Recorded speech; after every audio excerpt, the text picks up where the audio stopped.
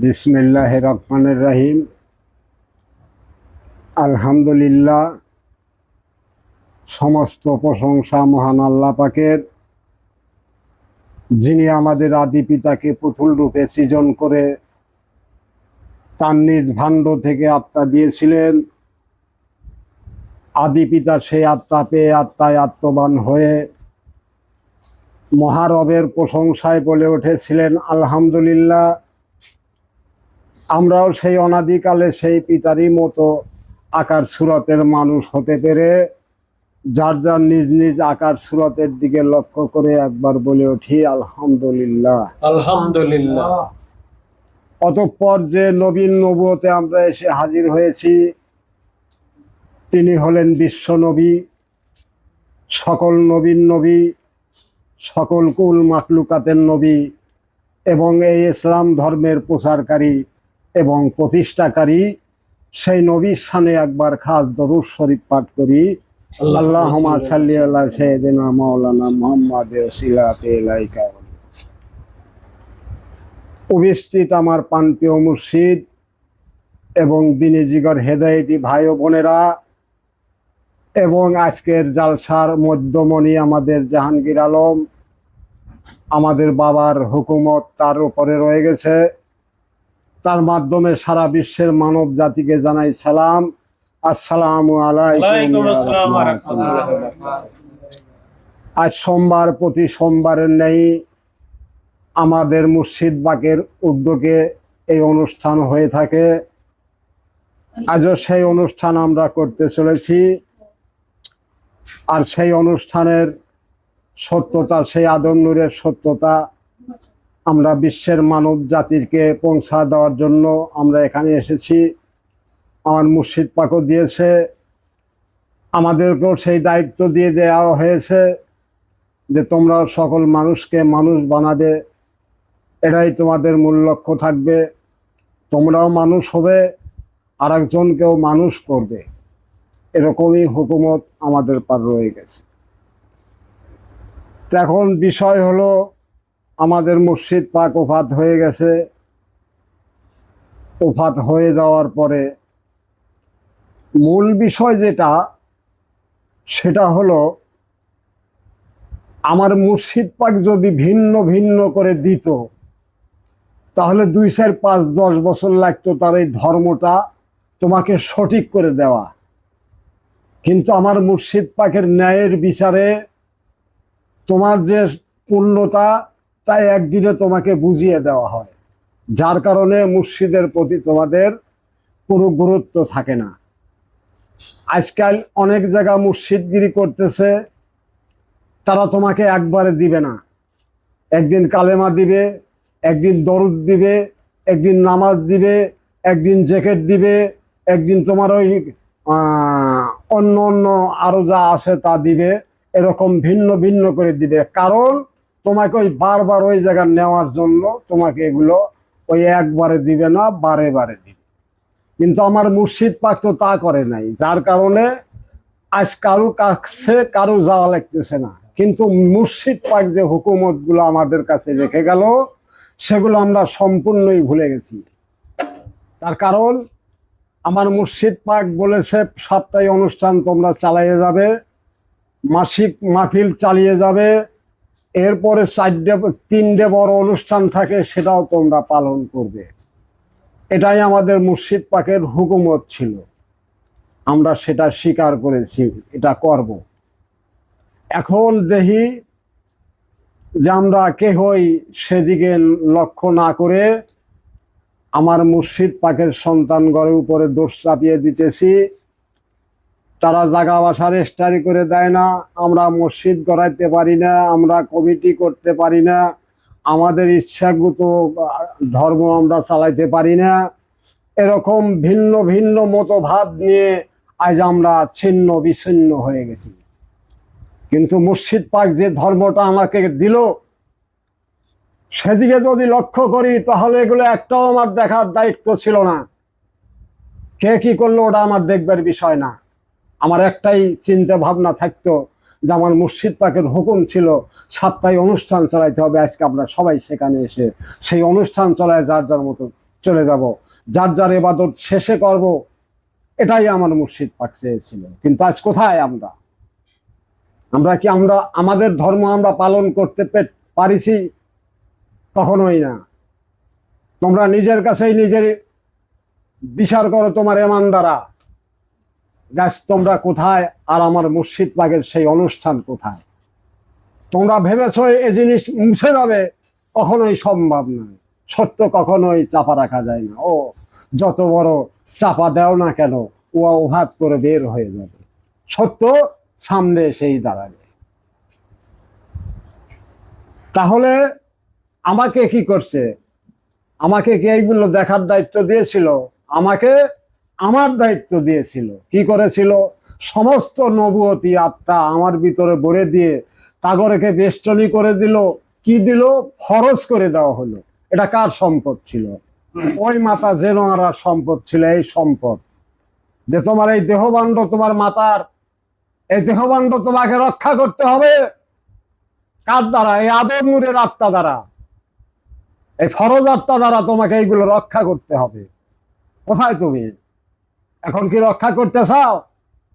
হুকুমত ছিল তো পাঞ্জেখানা নামাজ কয়জন আদায় করি? কেউ না।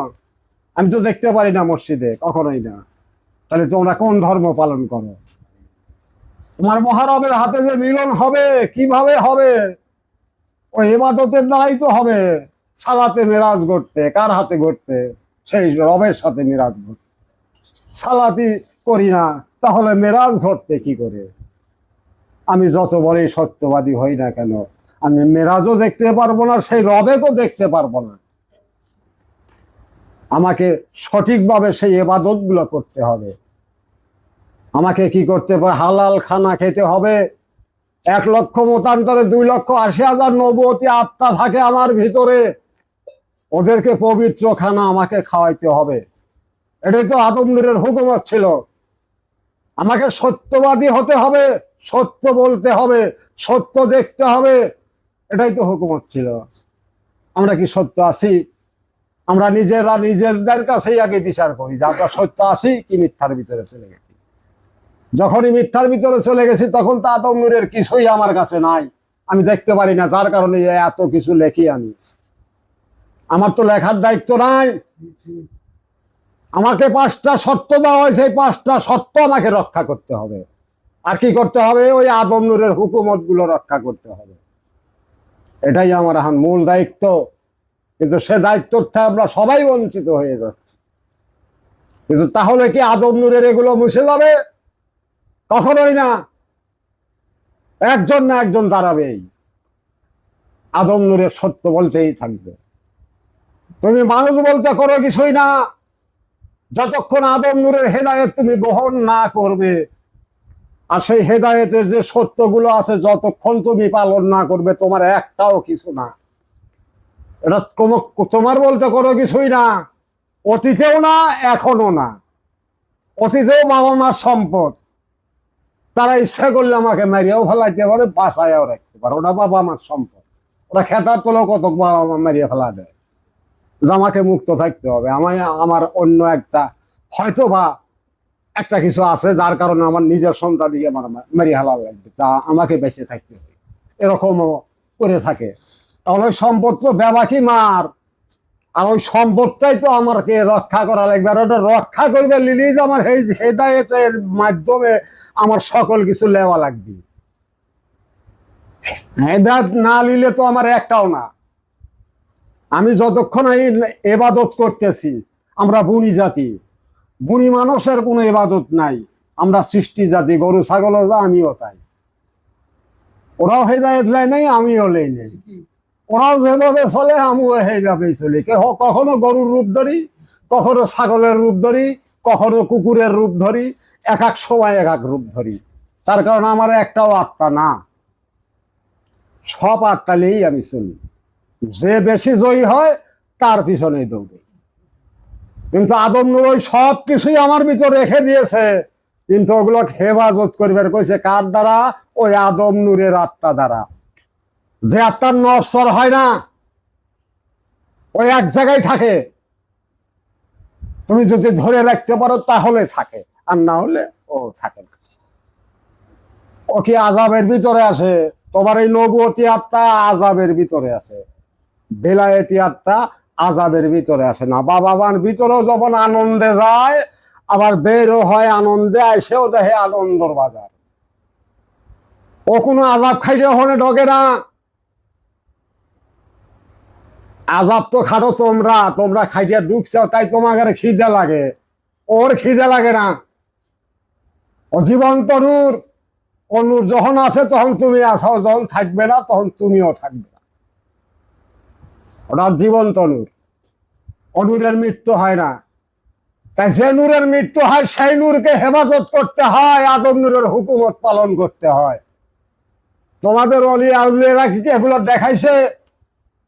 দেখাইতে পারে নাই, আদম নূর দেখা দিয়ে গেছে। ও যোগ্যতা তোমাদের হয় নাই, তার কারণ তোমরা আদম নূর হাসিলও করতে পারো নাই, আদম নূরের সত্য তোমাদের কাছেও নাই। আর আদম নূর সকল সত্য আমাদের মাঝে বিলীন করে দিয়ে গেছে বিনা সত্যে। তাকে সত্য দেওয়া হয় নাই, 2 টাকা দেয় নেই তাকে, যে বাবা এত বড় সম্পদ তুমি দিলে তার বিনিময়ে টাকা 10টা লেও, কখনোই না। হ্যাঁ 10 টাকা নিয়ে আমাকে এই এত বড় সম্পদ দেয় নাই। আর তোমরা 10টা টাকার লোভে এক একজন এক এক ভাবে লেখো, ইন্টারনেটে ছাড়ো, মানুষ লাইভ করবে, তোমার টাকা অর্থ আসবে, তুমি সেই আশা করো, 2টা পয়সার আশা করো। যে তোমার সমস্ত পৃথিবীর মালিক তার আশা করো না, তার আশা করো না। যে সমস্ত পৃথিবীর মালিক হতে পারবো সেই আশা করো না, অথচ এই জগতের 2টা টাকার আশা করো। তুমি যে নূর আদম নূর দিয়েছ, ওই নূর হাসিল করলে সমস্ত পৃথিবীর মালিক তুমি হবে। তাকে একবার ভেবে দেখেছ? অযোগ্যতা তো হয় নাই। আমি সেই আদম নূরের সাথে মিলন ঘটালে কার সাথে মেশবো? সেই আল্লাহর সাথে মেশবো। আল্লাহর সাথে মিশলে তো সারা জাহানের মালিক আমি হয়ে যাব। তাহলে আমি এই 2টা টাকার লুবি কেন? তুমি সেদিকে লক্ষ্য করো না? তাহলে তোমার কি ইমান আছে? নাই, তোমার সেই ইমান থাকতে পারে না। ইমান যদি থাকতো তাহলে আদম নূরের হুকুমত আজকে আমি দেখতে পারতাম সেই আদম নূরের আঙিনার ভিতরে।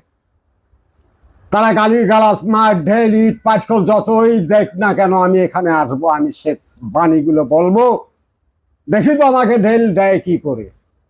আদম নূরের সত্য এখানে প্রকাশ করবো, আমার কিছুই কব না, আমার কোনো কিছু নাইও, আমি কবও না, আমি বড় না। আদম নূর আমাকে যে সিংহাসন দিয়েছে, এই সিংহাসন আমার বড়, আমি সেই সিংহাসন রক্ষা করব, আজীবন করব, যতদিন বাইসে থাকবো এতদিন করব। তোমরা কে আসবে কে আসবে না ওটা হাকিম দেখবে না, হাকিম এক যতদিন জীবিত রাখে আদম নূরের সত্য নিয়ে এখানে দাঁড়াবেই।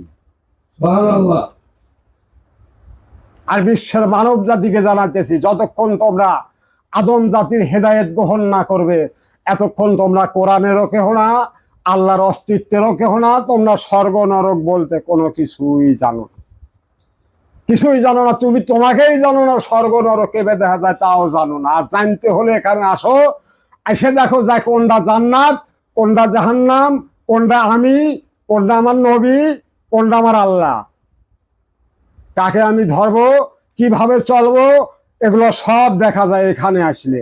আর কারো যোগ্যতা হবে না, এটা দিতেও পারে নাই, আর দেওয়ার যোগ্যতাও নাই। এখন আছে আদম নূরের সন্তানের কাছে, তোমার দরকার হলে এখানে আসো, নিজের জীবন ব্যবস্থাকে গড়াইয়া নিয়ে আল্লাহর কাল কিয়ামতে তুমি সেই আল্লাহর অস্তিত্বে মিশে যাও, সেই জান্নাতের দরজায় পৌঁছে যাও। জান্নাতের দরজায় আমার আদম নূর দাঁড়িয়ে আছে তোমাকে অপেক্ষায়, যে তুমি গেলেই তোমাকে দেখা দিবে যে তোমার আসন হয়ে যে ওখানে রাখা আছে, তুমি চলে যাও। আর যতক্ষণ তুমি আদম নূরের ধর্ম নিবে না, এই পৃথিবীর গরু ছাগলও যেমন, আমিও তেমন, তোমরাও তেমন। কোরআন যদি মেনে থাকো তাহলে কোরআনের হেদায়েত আগে তোমাকে গ্রহণ করতে হবে, আর দেওয়ার যোগ্যতা একমাত্র এই আদম নূরেরই আছে, আর কারোই নাই।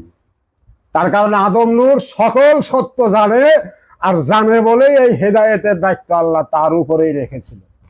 আর সেই সম্পদ তার সন্তানের কাছে আছে, তোমাদের দরকার হলে এখান থেকেই নিও। এবারে আজকের বলা বক্তব্য সমাপ্তি করছি। সুবহানাল্লাহি বিহামদিহি, সুবহানাল্লাহি আলিউল আযীম। সবার প্রতি আমার সালাম, আসসালামু আলাইকুম।